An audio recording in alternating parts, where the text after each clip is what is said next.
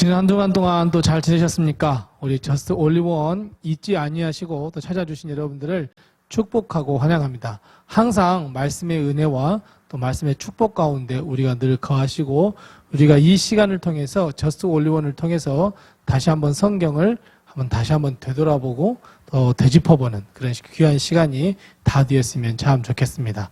자, 오늘은 이제 신약성경 이 복음서 가운데 맨 마지막인 요한복음을 가지고 우리가 함께 공부하도록 하겠습니다. 복음서에는 마태, 마가, 누가복음이 있는데 이 사복음서에는 이 네 가지의 복음을 들어서 사복음서라 그러고 이 마태, 마가, 누가를 따로 별명처럼 공관복음이라고 하는데 요한복음은 마태, 마가, 누가하고는 약간 성격이 조금 다릅니다. 그래서 요한복음은 공관복음에 들어가지는 못하고 사복음서에 들어가는데 마태, 마가, 누가는 우리가 지난번에 계속 공부했던 것처럼 이 탄생, 예수 그리스도의 탄생과 사역과 죽으심과 부활이라고 하는 이 큰 흐름 속에서 진행되는 것이 이 공관복음이고 마태, 마가, 누가 복음이라면 요한복음은 그 시작부터가 다릅니다. 그러니까 이 마태, 마가, 누가의 시작이 탄생부터라고 시작된다면 예수님이 탄생이라고 생각한다면 요한복음은 1장 1절 말씀하면 태초에로 시작을 합니다. 그러니까 요한복음은 그 시작이 태초입니다.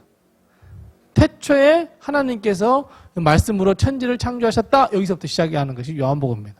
그리고 요한복음은 이제 우리가 보시면 아시듯이 맨 마지막에 쓰여진 책입니다. 마태, 마가, 누가 그 다음에 요한복음이 가장 제일 나중에 쓰여진 책이라서 약간 철학적 개념이 신학화됩니다. 그래서 요한복음은 약간 정제되어 있습니다.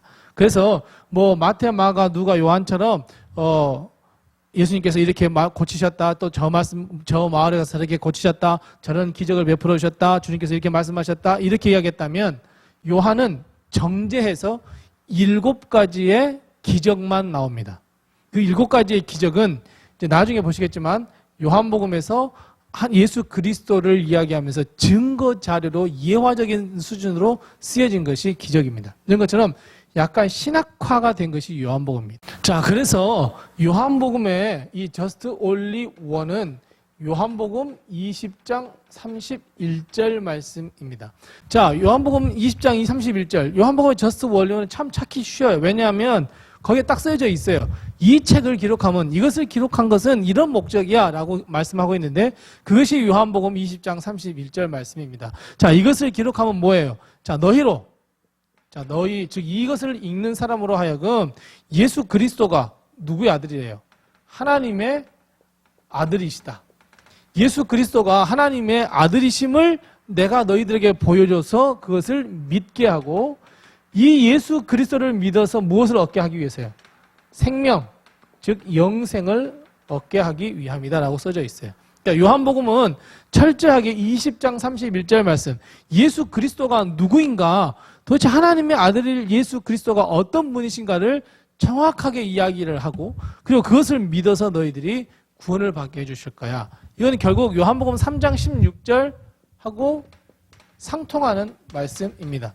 자, 그래서 이것을 위해서 요한복음은 다른 이 마태, 마가, 누가하고 조금 다르는데 어떤 시각이 조금 다르냐면 아까 철학이 약간 신학화됐다 그랬잖아요. 그래서 요한복음에 있어서 가장 중요한 개념 중에 하나는 바로 로고스입니다. 즉 말씀입니다. 말씀이 육신이 되어 우리 가운데 거하셨어요. 태초에 말씀이 계셨어요. 이런 것처럼 이 말씀이라고 하는 것이 요한복음 전체적으로 흐르고 있습니다. 그러니까 말씀의 아주 중요한 핵심을 가지고 있는 것이 요한복음입니다. 그러니까 그 다음에 예수 그리스도가 하나님의 아들이십니다라고 하는 것을 나타내기 위해서 이 요한복음의 두 번째 중요한 개념이 있는데 바로 나는 누구이다예요. 이거를 에고 에임이라고 그래요. 에고 에임이에요. 나는 뭐뭐이다. I am. 이거 나는 누구이다. 그래서 요한복음 보면 나는 양의 문이다. 나는 생명의 문이다. 나는 말씀이다. 나는 길이요, 진리요, 생명이다. 나는 이렇다. 나는 이렇다. 이게 제일 많이 나와요. 결국 뭐냐면 이것은 뭐냐면 예수 그리스도가 누구인지를 드러내 주는 거예요. 요한복음은 이게 제일 많이 나와요. 그러면서 이것을 드러내기 위해서 몇 가지 기적이 나와요? 7가지 기적이 나옵니다. 그러니까 이 7가지의 기적은 예를 들면 오병이의 기적이 나왔어요. 자, 오병이의 기적은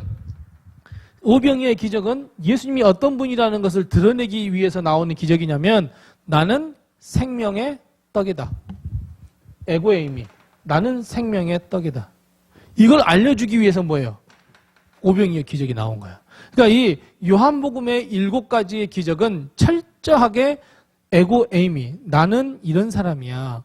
나는 하나님의 아들로서 이런 사람이야 라고 자기 계시라 그러죠. 예수 그리스도가 내가 누구인지를 알려주는 것이 뭐냐면 자기 계시거든요. 계시. 자기 계시적 성격을 가지고 있는 것이 바로 요한복음이에요. 자, 그 다음. 요한복음에는 예수 그리스도의 설교가 아주 많습니다. 예수님께서 이 많은 사람들 가르치면서 이 설교가 많이 나오는데 이 설교의 핵심이 뭐냐면 이거예요. 나는 누구누구이다. 나는 누구이다. 자, 그러면 아까 이야기했던 것처럼 나는 생명의 떡이야 라고 하는 것을 알려주기 위해서는 뭐예요? 생명의 떡이라고 하는 설교를 계속 하셔요. 계속 하시고 난 다음에 뭔 사건이 나와요? 오병이의 사건이 나와요. 이런 것처럼 요한복음 아주 신학적으로 체계화 시켰습니다. 예수님은 어떤 분이시다. 그리고 예수님이 막 설교하셔요. 예수님이 막 자기 계시를 하셔요. 난 누군데 나는 이렇게 되고 난 이렇게 되고 이렇게 될 거야.